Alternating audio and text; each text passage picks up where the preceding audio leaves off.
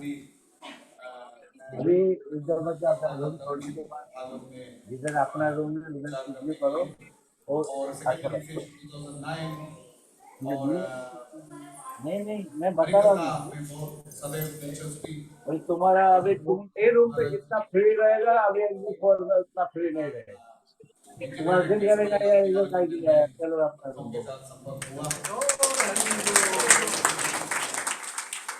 और गोकुल चंद्र प्रभु और प्राणेश्वर प्रभु ISKCON youth forum से जुड़े हुए थे और मुंबई कांग्रेगेशन में प्रचार कर रहे थे। इसके बाद दुबई में आए, इधर अनेक सेवा कर रहे हैं। प्रभु जी गृहस्थ हैं और काम में हैं, पर भी भगवान का पठन और भगवान का भक्तों का सेवा में सदैव लगे हुए। हरे कृष्णा। भगवान प्रभु की जय। हरे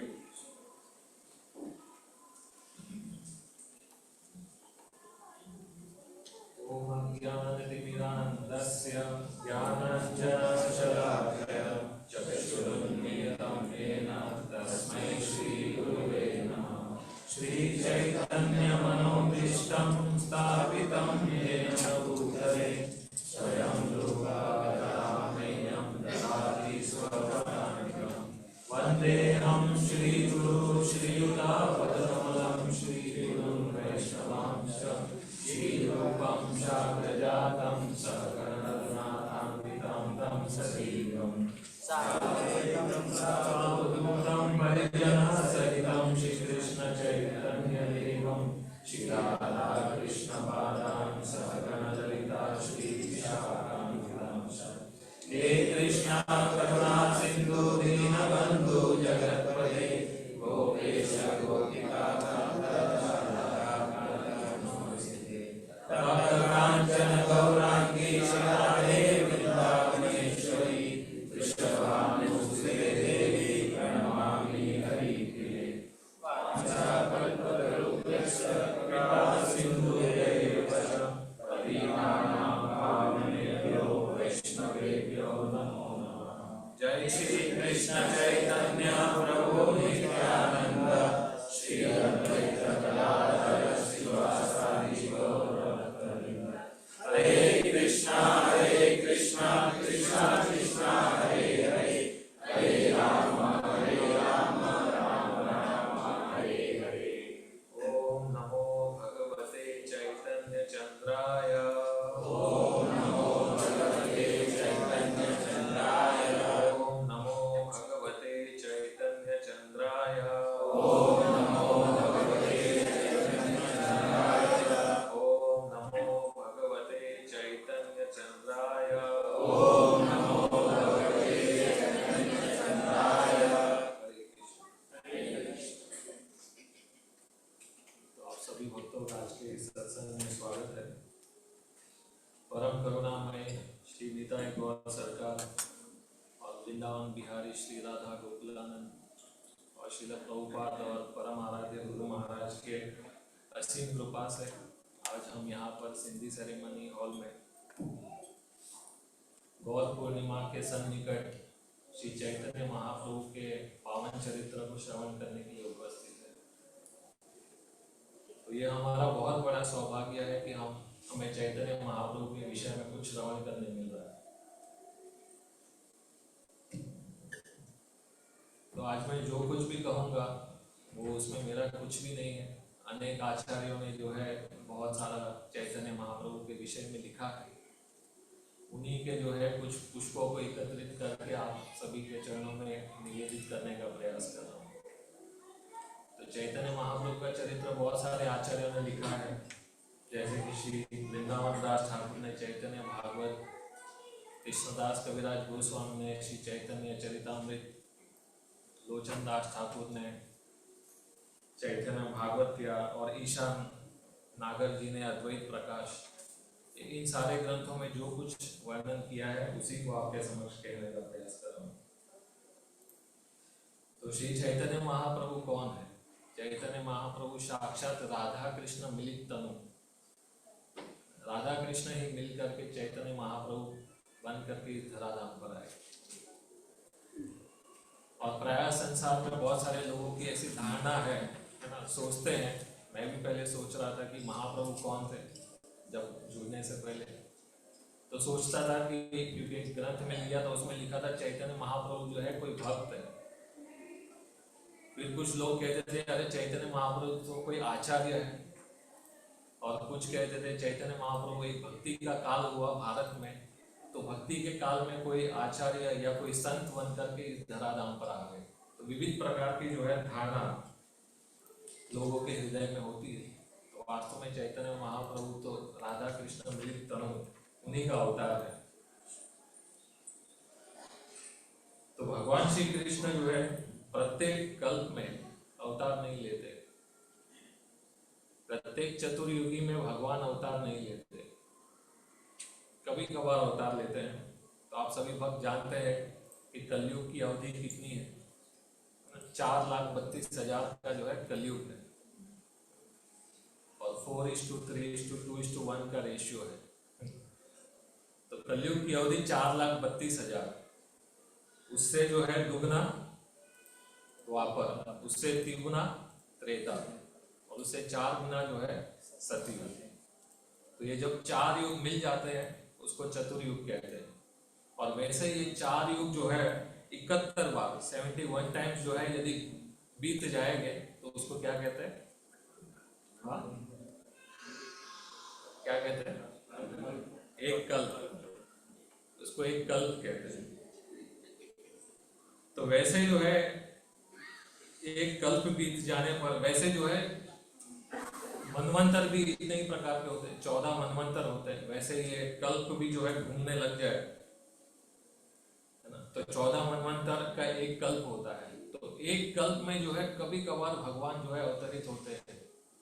और हमारे गुरु महाराज कहते हैं जिस कल्प में जो है स्वयं भगवान श्री कृष्ण अवतरित होते हैं, उसी के बाद में जो कलयुग आता है उसमें महाप्रभु आते हैं।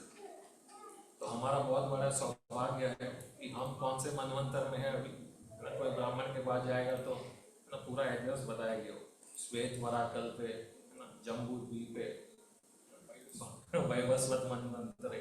तो हम उसी मनवंतर में है, वैवस्वत मनवंतर में, जिसमें साक्षात कृष्ण अवतरित हुए। और उसके बाद के ही जो है कलयुग में है ना, जो कली, उसी में जो है महाप्रभु का अवतरण हुआ। तो ये बहुत बड़ा सौभाग्य है। तो महाप्रभु जो है बहुत है ना कृष्ण के बाद में जो है अवतरित होते हैं। तो ऐसी धारणा नहीं रखनी चाहिए कि महाप्रभु कोई संत है, कोई साधु है। तो हमें शास्त्रों का जो है आधार लेना चाहिए। शास्त्र में क्या लिखा है? ब्रह्म पुराण में लिखा है, बहुत सुंदर सा श्लोक है। ब्रह्म पुराण में ऐसा वर्णन है कि कले प्रथम संध्यायाम गौरांगो महीतले भगीरथे तटे भूमि भविष्यामि सनातन। कि आगे जाकर के जो है कले प्रथम संध्यायाम, जब कलयुग का जब प्रारंभ होगा उसी अवधि में प्रथम संध्या में जो है महाप्रभु अवतरित होंगे। और नाम भी दिया है गौरांगो महीतले, गौरांग महाप्रभु इस धराधाम पर अवतरित होंगे और भगीरथी के तट पर, गंगा जी के तट पर, और भविष्यामि सनातन। भागवत भी कहता है जब गर्गाचार्य आते कृष्ण का नामकरण करने के लिए, तब गर्गाचार्य अपने नंद बाबा को कहते हैं आपका बालक जो है त्रियुगी है, वो बहुत युग में जो है जन्म लिया है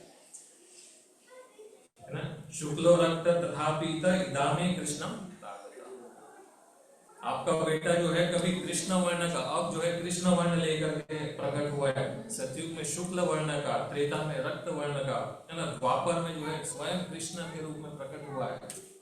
और निमि महाराज के प्रसंग में भी जो है महाप्रभु का वर्णन है, कृष्ण वर्णन, तुषा कृष्ण, बहुत सारे चैतन्य महाप्रभु का जो है प्रमाण मिलता है हमें।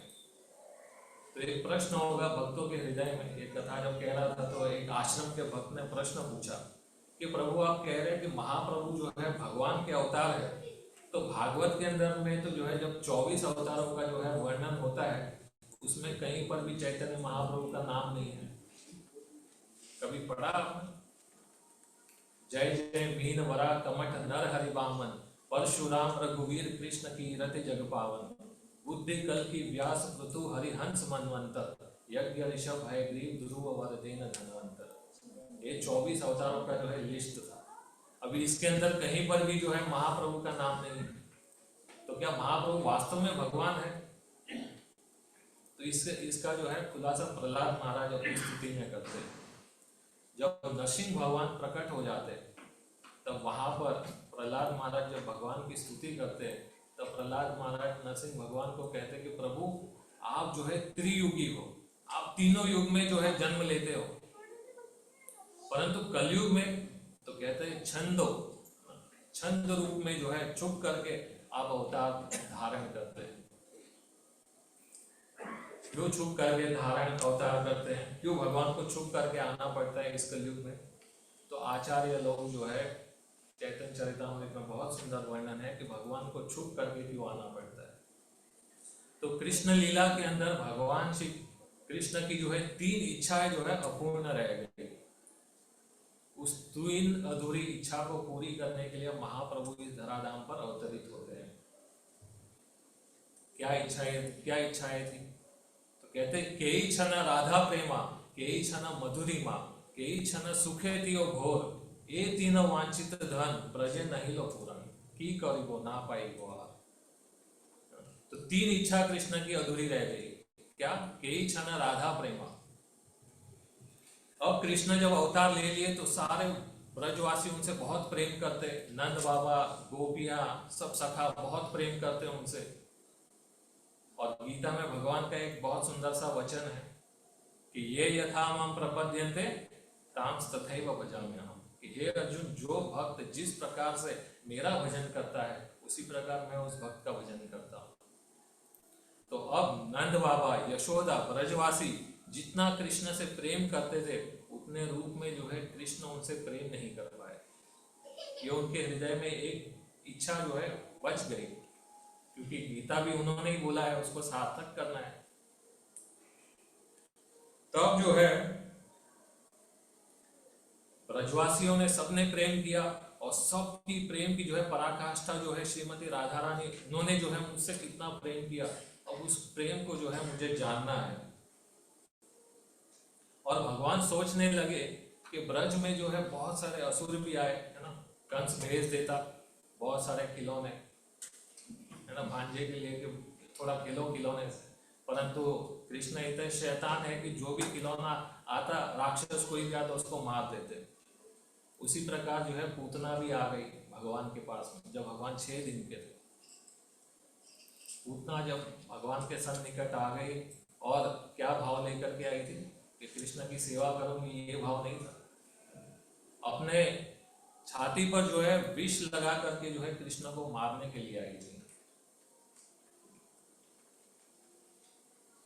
सुखदेव गोस्वामी क्या कहते हैं? अहो बकियम स्तनकालकूटम जिंगाम से आप्या यथा प्रसादी लेवे गतिम धात्री पिचितम ततोनियम कम वा दयालु शरणम रजेम। कि उस कृष्ण के समान जो है दयालु इस संसार में कौन हो सकता है?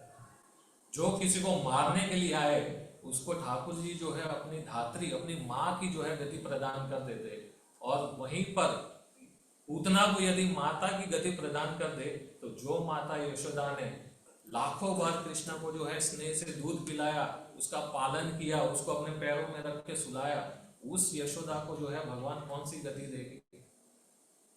है ना, ये तो बायस हो गए, है ना, पूतना को भी वो गति और वहां पर यशोदा को भी वो गति। तो ये ठीक बात नहीं है। कृष्ण के हृदय में ये सब चिंतन चल रहा है और बाद में सब असुर लोग आते, तृणावत आया, अघासुर, बकासुर, शक्टासुर, नाना प्रकार के जो है असुर आए। उन असुरों को जो है भगवान ने वध कर दिया। भगवान का एक नाम है हरि, है ना, हतारी गति दायक, जो मार के भी जो है उसको बहुत उच्च गति जो है प्रदान करते उसको हरि कहते हैं। इसी महामंत्र में जो है 8 बार हरे शब्द जो है प्रयोग हुआ है। संबोधन में हरे कहते हैं, हरि को हरे कहते हैं। तो अब ये सारे असुर को जिसका वध जो है भगवान ने किया, उसको जो है भगवान ने अपना दिया, तो ब्रजवासियों को कौन सी गति देनी चाहिए? एक प्रश्न होता है। और फिर गोपियों को क्या दे?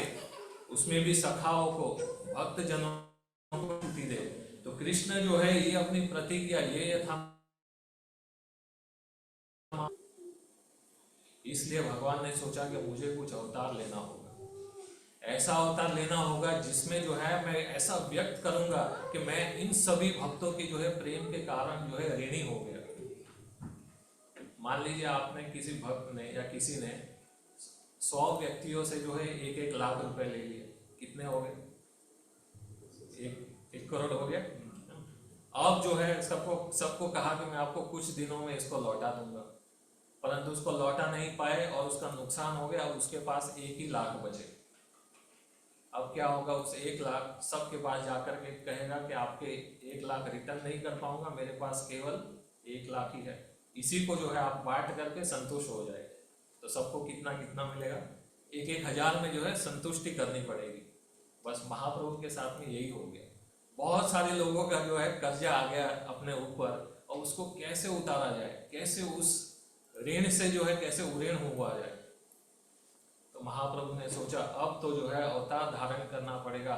वहां पर दोनों भुजाओं को उठा करके जो है हा कृष्णा हा राधा रानी ऐसा बोल करके जो है उनके प्रेम से जो है उऋण होने का जो है मुझे प्रयास करना पड़ेगा। तो ये कृष्ण जो है अपने हृदय में सोच रहे इस प्रकार से, के क्षण राधा प्रेमा के क्षण मधुरिमा। कृष्ण सोचे कि राधा रानी जो है मेरी इस माधुर्य रूप का जो है आस्वादन करती है, तो उसको क्या सुख मिलता है, उसका आस्वादन मुझे करना है।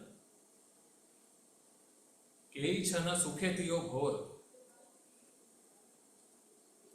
और इस धन को मेरा दर्शन करने पर, मेरी माधुरी को देख करके सब सखाओं को, गोपियों को क्या सुख मिलता है, उसका आस्वादन मुझे करना है, परंतु वो कृष्ण बन करके मैं नहीं कर सकता। तो मुझे क्या करना पड़ेगा? मुझे जो है अपने देह को, अपने कृष्ण का देह तो होता नहीं है, परंतु मुझे एक ऐसा अवतार धारण करना पड़ेगा जिसमें जो है मैं ऐसा व्यक्त करूंगा जिसमें वो शरीर तो जो है कृष्ण का है, परंतु उस शरीर के अंदर हृदय जो होगा वो श्रीमती राधा रानी का होगा। शरीर तो कृष्ण का है, परंतु रंग जो है, कांति जो है वो श्रीमती राधा रानी की होगी। तो कृष्ण इन सारी बातों को सोच करके इस ऋण से जो है उऋण होना चाहते हैं। इसको एक उदाहरण से समझ सकते हैं, जैसे भक्तिमती माता शबरी, जैसे शबरी मैया जो है बहुत जवान अवस्था में जो है घर छोड़ करके मातंग ऋषि के आश्रम पर आ गई थी। बहुत विस्तार से है, परंतु शॉर्ट में बता रहा हूँ। और वहां पर मातंग ऋषि के पास आकर के मातंग ऋषि ने कहा कि यहीं पर है ना, एक दिन राम जो है अवश्य आएंगे। हमको कोई कहेगा कि प्रभु आपके घर पे आ रहा हूँ, 7 बजे आ रहा हूँ, और हम 7 बज जाएंगे तो प्रभु जी का फोन आएगा, प्रभु आप आने वाले से आए नहीं, आ रहा हूँ रास्ते में। 7 के 8 बज जाएंगे, 9 बज जाएंगे तो 20-25 कॉल आ जाएगा, कहाँ पर आप आने वाले थे? मतंग ऋषि कह रहे कि यहीं पर प्रतीक्षा करना, परंतु एक दिन जो है राम अवश्य आएगा। और उसने बाद में जो है मातंग ऋषि चले जाते हैं, शबरी वहीं पर आश्रम में रहती है, और आश्रम में रहते रहते जो है एक दिन राम आएंगे, यह नहीं बोल के गए थे कि कल आएंगे, परसों आएंगे, 1 हफ्ते बाद में आएंगे, 1 महीने बाद आएंगे, कितने समय बाद आएंगे वो नहीं कहा था। बहुत सुंदर सी चौपाई है, सदगुरु वैद्य वचन विश्वास। जितना हम गुरु के वचनों पर जो है ऐसा विश्वास होना चाहिए। बहुत व्याख्या करें फिर है ना, आज घड़ी लेकर के बैठा हूँ कि अधिक समय ना हो जाए, है ना। तो इतना गुरु के वचनों के ऊपर जो है विश्वास होना चाहिए। एक दिन राम अवश्य आएंगे। क्या करती? दिन भर रास्ते को बुहारती, रास्ते को सजाती, झूठे बेर जो है ला करके रख देती। झूठे बेर क्या ठाकुर जी को झूठे बेर दिलाए? आचार्य लोग जो है 3 टीकाएं करते हैं इसकी। झूठे इसलिए क्योंकि वृक्ष में जाती, एक बेर को निकालती, उसको चखती और रख देती, हाँ इस वृक्ष के सारे बेर बहुत सुस्वादु है, बहुत सुंदर है, बहुत अच्छे हैं, तो सबको उसी में डाल देती, इसके लिए झूठे। दूसरा क्या करती? जितने बेर निकालती उसको चख करके रख देती। और तीसरा क्या करती? सब बेरों को उतार करके सबको अपने मुंह में डाल करके अपनी लाल लगा करके फिर रख देती। अरे राम आएंगे तब तक बहुत सुस्वादु रहेगी, अच्छे रहेंगे। तो वो टोकरी में जो है फलों को रखती और राह देखती, अब आएगी। बहुत जवान थी तब घर से निकली थी। पद्म पुराण के अनुसार शबरी जो है वृद्ध हो गई, 10,000 वर्ष बीत गए भगवान की प्रतीक्षा करते करते, परंतु राम आए नहीं। शबरी की जो है आशा जो है वृद्ध नहीं हुई, उसकी आशा वैसी ही थी। उसकी लालसा जो थे वो लालसा भी बहुत तीव्र थी। नारद भक्ति सूत्र में लिखा है तस्य लौल्यम इति मूल्यम। भक्ति के अंदर जो है कभी भी निराश नहीं होना चाहिए। अगर गुरु ने कह दिया कि इसी जन्म में कृष्ण प्राप्त हो गए तो निश्चित रूप से हो गया, आगे का काम जो है उनका है।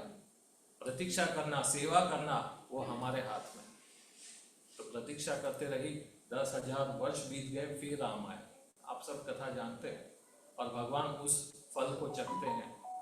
कह रघुपति सुन भान निपाता, मानव एक भक्ति करना। भामिनी शब्द से प्रयोग करते हैं, मतलब हे रसमय संबोधन है भामिनी।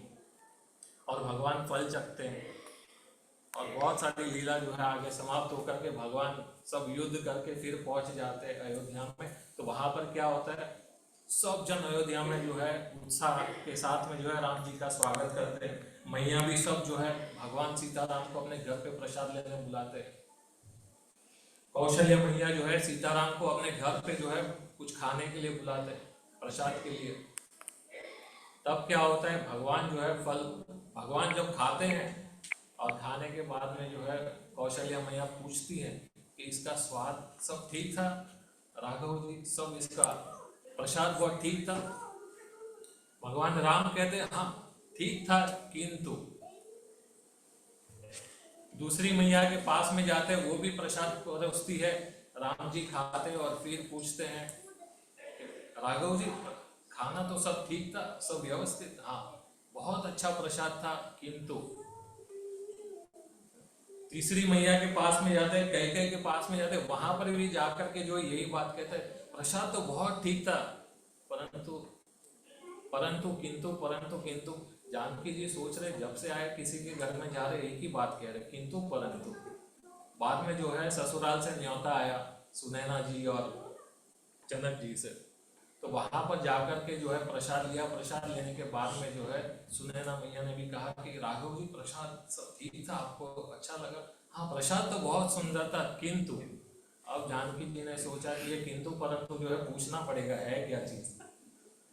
तब जो है जानकी जी पूछते राघव जी आप सब जो है कहीं पर भी प्रसाद लेते और सब जगह पर यही बात बोलते, किंतु ये किंतु है क्या? तब राम जी कहते जो व्यक्ति मुझे किसी पदार्थ का जो है स्वाद पूछता है तब मुझे जो है मेरी शबरी का जो है स्मरण हो जाता है। वो शबरी के बेर में जो फल जो स्वाद था वो स्वाद जो है मुझे आज तक कहीं नहीं मिला। तो अब विचार कीजिए, शबरी जो है 10,000 वर्ष से जो है राम जी की प्रतीक्षा कर रही थी। इतने बेर खिलाने पर जो है शबरी को जो सुख मिला होगा, क्या रामचंद्र को उतना सुख मिला होगा?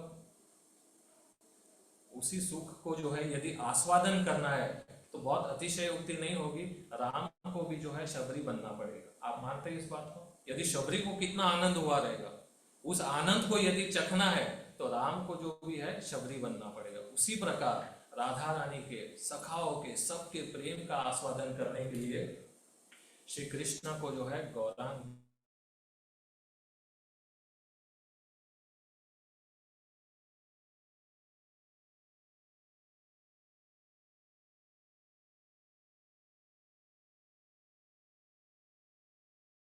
आस्वाद, जो आश्रय तत्व वाले हैं, जो भक्त जन है, जो सेवा करके जो सुख को जो है आस्वादन करते हैं, वो मेरे सुख से जो है कोटि गुना अधिक है। इसलिए कृष्ण जो है अवतरित होने का जो है प्रयास, एक तैयारी बन रही है आने की। अब गोलोक में जो है श्याम सुंदर और राधा रानी बैठे थे। राधा रानी जो है कृष्ण के मुखारविंद को जो है दर्शन कर रही थी। राधा रानी ने देखा श्याम सुंदर के मुखारविंद पर जो है ललाट पर एक छोटी सी रेखा जो है चिंता की दिखाई पड़ी। राधा रानी ने पूछा हे श्याम सुंदर, आपके मुख पे जो है इतना एक रेखा दिख रही है जिसमें आपको कुछ कष्ट है, कुछ दुख है?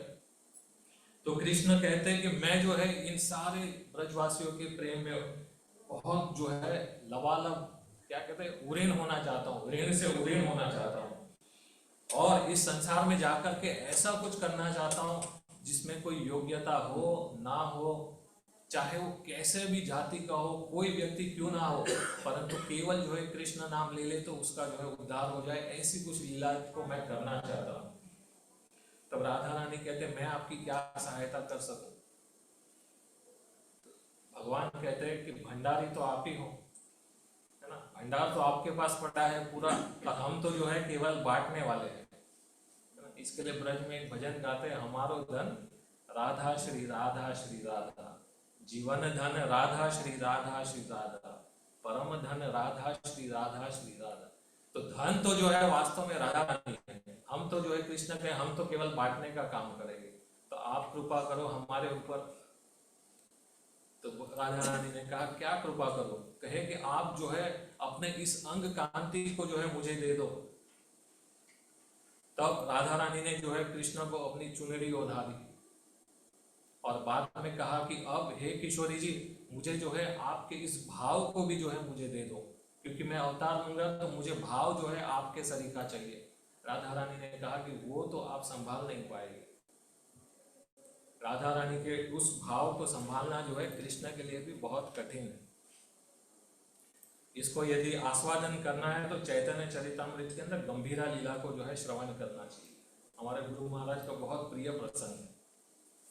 गंभीरा लीला के अंदर महाप्रभु जो है अपनी जीवा को निकाल करके पूरे दीवारों पर घिसते हैं, आग दिखे तो उसमें कूदने को दौड़ते हैं, जल दिख गया तो हाय यमुना करके सागर में कूदने जाते हैं, बहुत लोग पकड़ते हैं महाप्रभु को। इतना भाव होता है महाप्रभु के अंदर, उसको संभाल पाना महाप्रभु के लिए भी बहुत कठिन हो जाता है। उस भाव को जो है श्रीमती राधा रानी बहुत सहजता से जो है स्वीकार करके जो है रह लेते, वो कृष्ण भी नहीं सहन कर पाते। तब राधा रानी ने जो है अपने गले की माला पहना दी कि जाओ यही जो है हमारा भाव है। तब कृष्ण ने डिसाइड कर लिया कि हाँ अब अवतरित लेंगे। अब कब अवतार लेंगे, कैसे लेंगे, वो प्लान नहीं किया। हाँ जाना है कलयुग में, परंतु कब जाएंगे उसको कोई निश्चित नहीं किया। और धीरे धीरे जो है कलयुग आता है, और कलयुग के अंदर जो है भोले बाबा और माता पार्वती जो है कैलाश पर विराजमान थे। माता पार्वती ने देखा कि भोले बाबा बहुत चिंतित है। देखा माता पार्वती ने कहा प्रभु आप इतना चिंतित क्यों है? कहे कि इस संसार में ऐसा कलयुग का तो जो है अभी केवल प्रारंभ है, परंतु चारों ओर जो है त्राहिमाम हो रहा है, और संसार में कोई भी जीव जो है कैसे भगवान की शरण में जाएगा नहीं जाएगा, कोई बहुत चिंता है, कैसे सब जीव जो है भगवान के समक्ष लग जाए, भक्ति में लग जाए। इस बात का जो है भोले बाबा को बहुत खेद था, बहुत दुख था। अभी संसार में जो है ना सभी जीव को जो है आत्मा कहते हैं, आत्मा है ना। आत्मा शब्द जो है वो कौन सा लिंग है आप जानते हैं? मेरी आत्मा है ना, स्त्री लिंग शब्द है ना। मेरी रूह को भी जो है स्त्रीलिंग शब्द है। तो संसार में ऐसा एक उदाहरण से समझिए, मान लीजिए कि भोले बाबा और पार्वती जी जो है माता पिता है, और संसार में जितने जीव है आत्मा है ना, वो आत्मा जो है स्त्रीलिंग आत्मा इस संसार में भटक रही है, और उस आत्मा का पति कौन है? श्याम सुंदर भगवान राधा माधव। तो माता पिता जो है संसार में बहुत दुखी रहेंगे जब तक कि उसकी कन्या का विवाह जो है किसी योग्य वर से ना हो जाए। चिंता होगी ना, अरे हमारी बेटी है, कहीं अच्छा कोई वर मिल जाए, पढ़ा लिखा, बहुत धन हो, रूप अच्छा हो, है ना, उससे यदि हमारी बेटी का विवाह हो जाए तो माता पिता जो है बहुत प्रसन्न हो। उसी प्रकार भोले बाबा भी जो है बहुत चिंता में थे, संसार में बहुत सारे जीव भटक रहे, परंतु कैसे ये जीव को जो है ठाकुर जी के पास पहुंचाया जाए। तब भोले बाबा ने कहा कि मैं जो है ठाकुर जी को विवश करूंगा प्रकट होने के लिए। कैसे विवश करूंगा? ठाकुर जी ने प्लान तो बना लिया था। जैसे मान लीजिए किसी भक्त ने सोचा हो कि मुझे जो है वृंदावन जाना है, और 10 साल से सोच रहे हैं वृंदावन जाने के लिए। कितने साल से? 10 साल से। अब जो भी भक्त मिले उसको कहे प्रभु वृंदावन जाना है, वृंदावन जाना है। तो एक भक्त ने क्या किया, गाड़ी लेकर के आ गया, कहा कि प्रभु चलो इस गाड़ी में बैठो, अभी वृंदावन चलते हैं। 10 साल से सबको कह रहे हो कि जाना है, कब जाना है, चलो। तो वो व्यक्ति क्या कहेगा, बहाना बनाएगा, अरे जाना तो है परंतु अभी कपड़े बांधे नहीं है, सूटकेस में कपड़े डालने। अरे आपका सूटकेस भी रेडी है ना गाड़ी में। अरे मैंने कुछ प्रसाद नहीं लिया, अरे गोविंदा का पार्सल आ गया गाड़ी में, आके बैठ।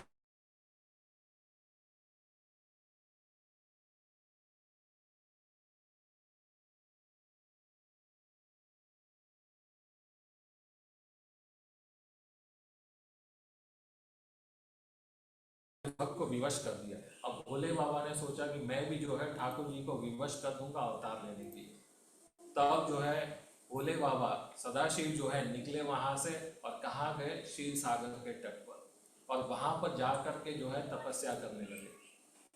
कितने वर्षों तक तपस्या की, ग्रंथ में लिखा है 700 वर्ष तक भोले सदाशिव ने जो है वहां पर तपस्या की। और तपस्या में जो है तप में बहुत बल होता है। जो चीज बहुत आसानी से मिल जाए वो ज्यादा दिन जो है टिकती नहीं है। जैसे ये लोहा है, तो लोहे को जो है इस रूप में लाने के लिए जो है उसको पहले पिघलाया होगा, तो जो तपेगा वो ढलेगा, जो ढलेगा वही बनेगा, और जो बनेगा वही दीर्घ काल तक चलेगा।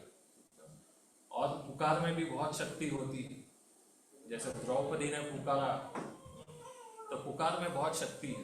तो भोले बाबा पुकारने लगे कि हाँ प्रभु अवतार लो, इस कलयुग में सारे जीव जो है दुखी है, अवतार लो अवतार लो। तो वहां पर जो है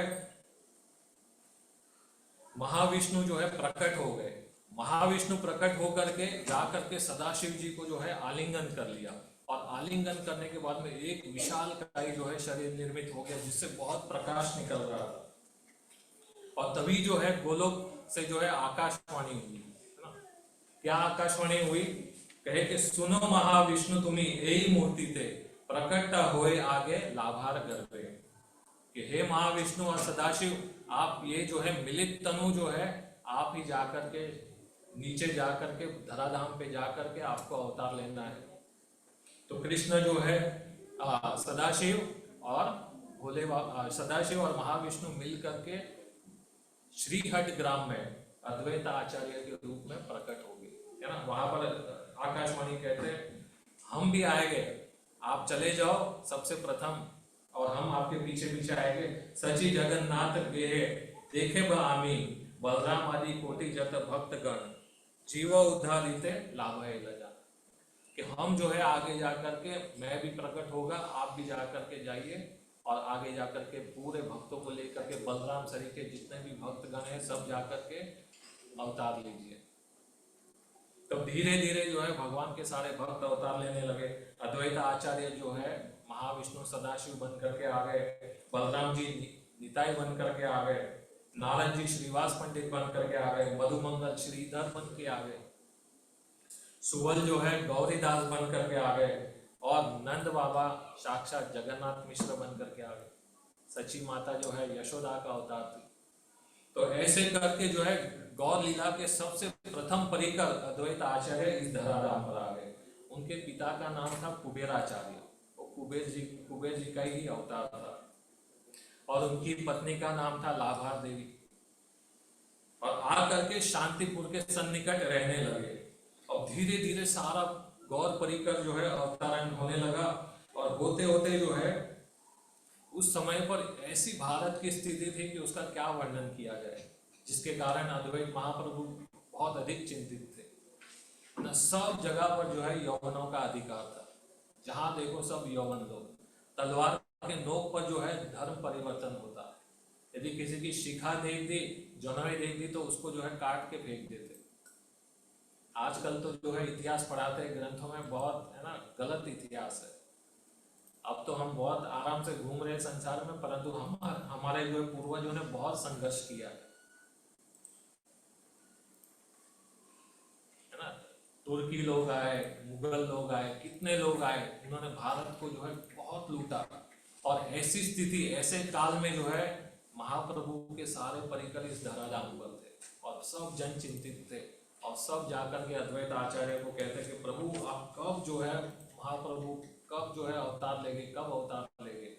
और तब अद्वैत आचार्य जो है भजन में लग जाते, है ना। तुलसी दल को लेकर के, गंगा जल को लेकर के शालिग्राम भगवान के ऊपर चढ़ाते। कितने वर्ष तक अद्वैत आचार्य इस भजन को करते?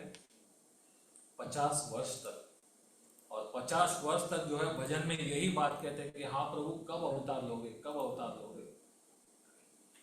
और धीरे धीरे जो है महाप्रभु के अन्य परिकर जगन्नाथ मिश्र और सती मैया भी जो है प्रकट हो गई नदिया में। जगन्नाथ मिश्र का परिवार भी जो है, उनकी परंपरा भी बहुत शुद्ध है, बहुत विशाल। मैं पढ़ रहा था, इतने भक्तों के नाम, आनंद आ गया। चैतन्य भागवत में बहुत सुंदर वर्णन है, परंतु 3-4 नाम बताऊंगा चैतन्य महाप्रभु के पूर्वजों के नाम, है ना। तो एक राजा हुए जित मिश्र जी।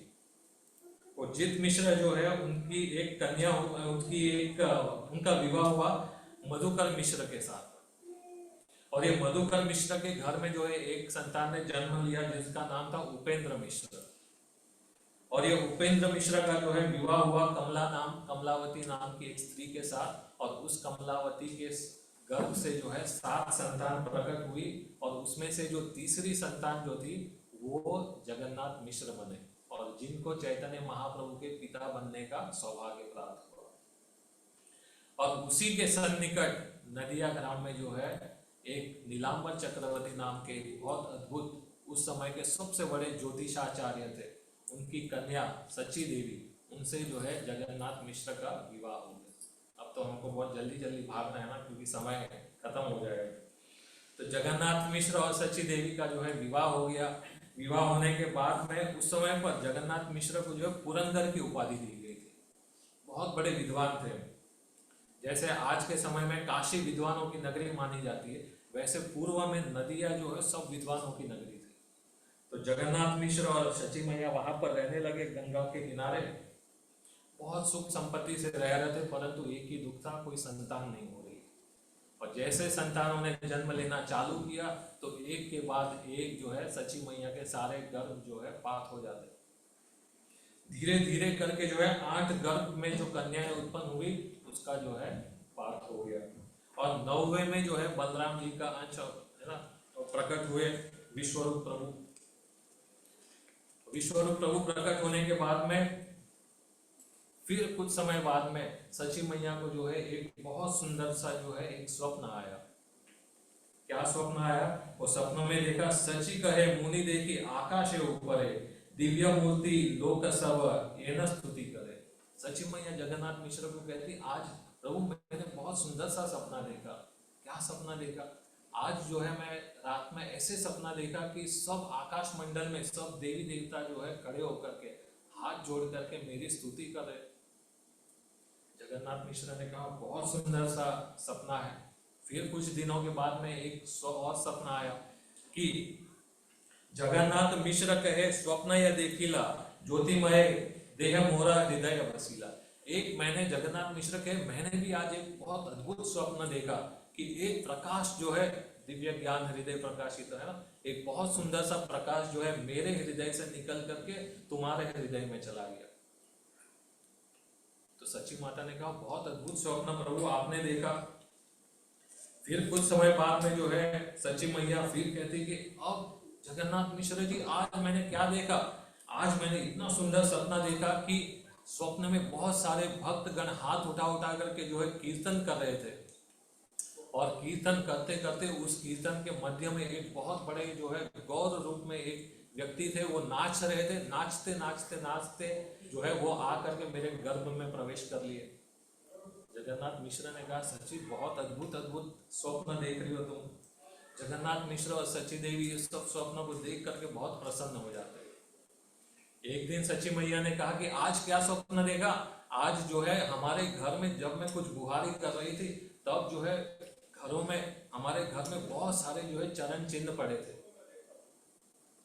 इतने छोटे छोटे चरण चिन्ह और उसमें बहुत सारे जो है अंकित निशान थे।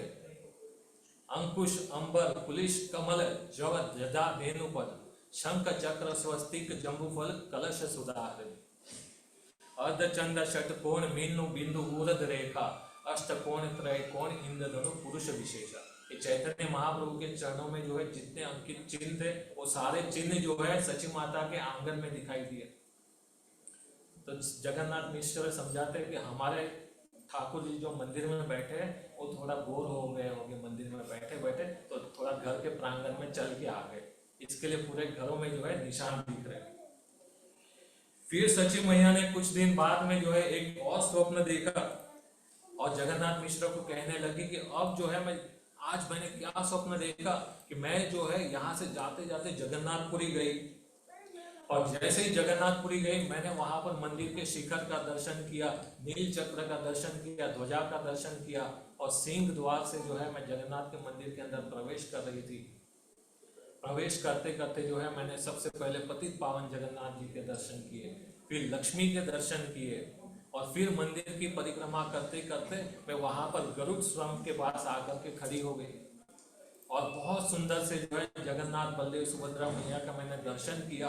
रतन बेदी पर बैठे थे बहुत सुखद आसन से। जिस आसन पर जगन्नाथ बलदेव सुभद्रा मैया बैठते उस आसन के नीचे जो है 1.25 लाख शालिग्राम शिलाएं होती है। कुछ वर्ष पूर्व मुझे अवसर मिला था उस गर्भगृह के अंदर जाने का, इतना सुंदर अंदर दृश्य कि क्या कहा जाए, इतनी सुगंध आती है जगन्नाथ जी के शरीर से कि क्या कहा जाए। तो जगन्नाथ जी के दर्शन करके जगन्नाथ मिश्र को कह रही कि अब मैंने क्या देखा, वो जो मंदिर में बैठे जो जगन्नाथ जो थे वो मंदिर से सिंहासन से उठ करके अपने जो है हाथ और पैरों को जो है रेंगते हुए चलते चलते जो है आ करके मेरी गोदी में आ गए, और गोद में बैठ करके कुछ देर बाद में जो है मेरे गर्भ के अंदर चले गए। जगन्नाथ मिश्र ने कहा हमको तो लग रहा था कि आपके घर में कोई महान पुरुष होगा, अब तो जो ऐसे लग रहा है साक्षात ठाकुर जी ही तुम्हारे गर्भ में आ गए। तो जगन्नाथ मिश्र और सची मैया बहुत प्रसन्न हो गई। धीरे धीरे सची मैया के जो है गर्भ के वो लक्षण सब दिखाई देने लगे, और धीरे धीरे जो है वो समय बीता, है ना। 9 महीने हो गए, 10 महीने हो गए, 11 महीने हो गए, और सची मैया बहुत चिंतित है। बहुत वैष्णव घर में आते, सारी सेवा सची मैया करती है। और फिर सची मैया को चिंता हुई, पहले बहुत सारे गर्भ मेरे नष्ट हो गए, हो सकता है ये भी गर्भ नष्ट ना हो जाए, जा करके पिताजी को बुला करके लेके आओ।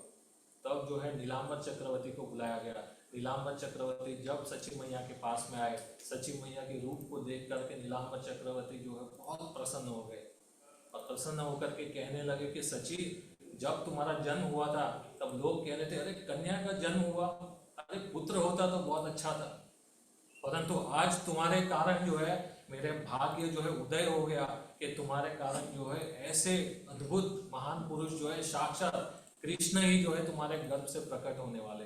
ये नवदीप जो है गोकुल बनने वाला है, ये तुम्हारा घर जो है वो नंद भवन बनने वाला है। कुछ क्षण रुको, बहुत शीघ्र ही जो है तुम्हारे गर्भ से बालक का जन्म होगा।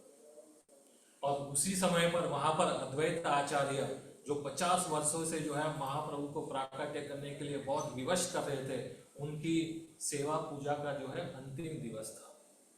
तो हरिदास आए अद्वैत आचार्य के पास और आकर के अद्वैत आचार्य को कहा कि अद्वैत प्रभु, आपकी ये पूजा के अंदर बहुत सारे तुलसी और पुष्प एकत्रित हो गए, उसको ले करके हम गंगा जी में प्रवाहित कर देते।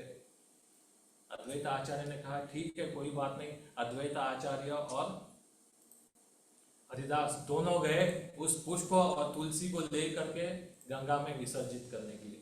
तब गंगा जी जो है नवदीप से होते होते जो है शांतिपुर बहती थी, और जैसे हरिदास ने और अद्वैत आचार्य ने उस तुलसी को और उस पुष्प को पानी में डाला तो आश्चर्य की एक बात, एक घटना हो गई। वहां पर पानी का जो प्रभाव होता है उसी और जो है फूल पुष्प पत्ते सब जाएंगे, परंतु यहाँ पर क्या हो गया, सारा प्रवाह जो है उल्टा हो गया।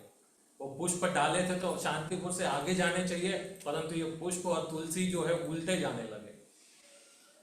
इस दृश्य को देख करके अद्वैत आचार्य बहुत प्रसन्न हो गए। लगता है कि आज जो है ठाकुर जी ने मेरी प्रार्थना को जो है स्वीकार कर लिया है।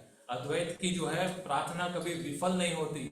अद्वैत आचार्य जो है भागने लगे, जहां पर वो फूल और तुलसी जा रहे थे उसी दिशा में भागने लगे।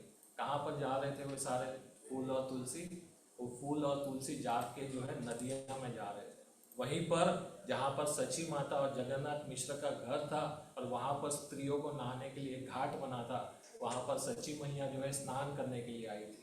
तो ये सारे पुष्प और तुलसी जो है सची मैया के गर्भ के जो है चारों तरफ आकर के जो है प्रदक्षिणा करने लगे।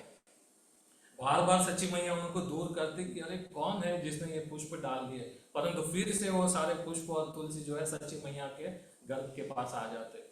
अद्वैत महाप्रभु इस दृश्य को देख करके बहुत प्रसन्न हो गए कि अरे आज जो है प्रभु ने मेरी प्रार्थना स्वीकार कर ली, निश्चित रूप से जो है इसी गर्भ के अंदर जो है मेरे स्वामी प्रकट होने वाले हैं।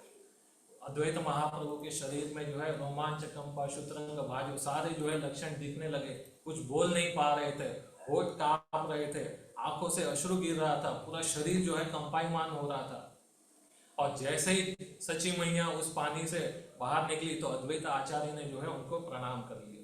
जैसे ही अद्वैत आचार्य ने प्रणाम किया तो सची मैया बहुत घबरा गई। अरे कि इतने बड़े उच्च कोटि के वैष्णव ने मुझे प्रणाम किया, हो सकता है कि मेरा गर्भ नष्ट ना हो जाए, ये अद्वैत आचार्य सरीखे जो है आचार्य मुझे क्यों प्रणाम कर रहे।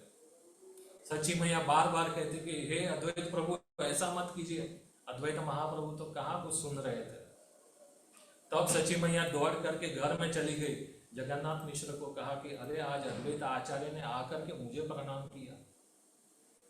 तो जगन्नाथ मिश्र भी बहुत चिंतित हो गए, ऐसा क्यों। अद्वैत प्रभु ने फिर जाकर के हरिदास और अद्वैत आचार्य को जो है घर पे बुलाया और बुला करके कहा कि प्रभु आप सची को प्रणाम करें, सची बहुत घबरा गई है, हो सकता है कि आपके प्रणाम के कारण उसका गर्भ नष्ट ना हो जाए। बहुत मनाया सबने, परंतु सची मैया मानी नहीं। अरे बहुत अनिष्ट हो जाएगा, इतने उच्च कोटि के वैष्णव ने हमें प्रणाम कर लिया। फिर अद्वैत आचार्य ने कहा कि तुम्हारी प्रसन्नता के लिए मैं क्या करूं।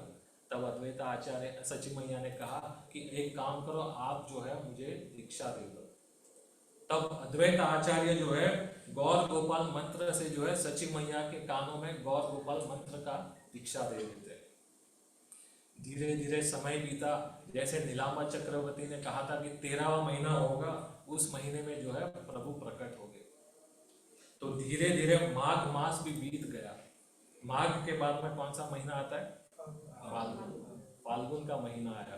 फाल्गुन के भी जो है बहुत सारे दिन बीत गए और बीतने पर जो है फाल्गुन की पूर्णिमा, जिस दिन पे पूरे संसार में होली का दहन होता है ना, वो दिन आ गया। संसार में सारे लोग जो है होली का दहन और सब प्रकार के जो है प्रसन्नता का वातावरण फैल गया। और बाद में वहां पर जगन्नाथ मिश्र और सची मैया के घर में भी सारे देवताओं का आह्वान होने लगते। बहुत कुछ ग्रंथों में वर्णन है, कविराज गोस्वामी कहते हैं। और उसी समय पर जो है ग्रहण लग गया।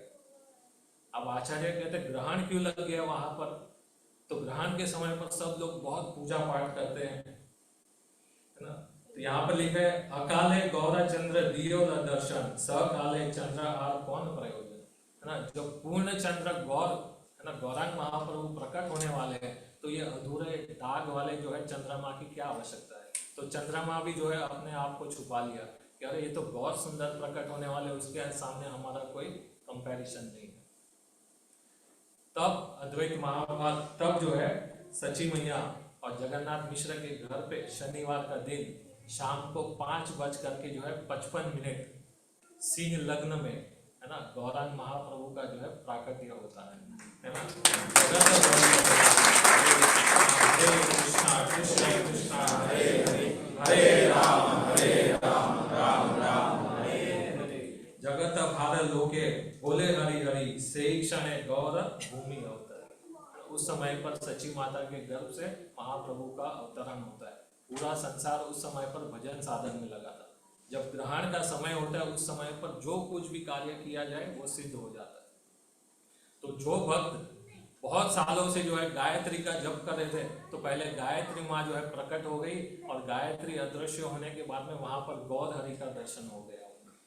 जो लोग कुछ पूजा विधि कर रहे थे उन सबको जो है महाप्रभु के जो है दर्शन होने लगे और सब जगह पर जो है हरि बोल हरि बोल हरि बोल की जो है ध्वनि गुंजित होने लगी। और वैसे क्षणों में जो है महाप्रभु का प्राकट्य हुआ।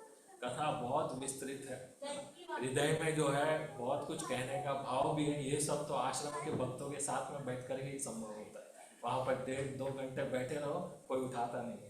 तो अब जो है आगे का आरती होगा, तो सब आरती में भाग लीजिए। हरे कृष्णा। श्री चैतन्य महाप्रभु की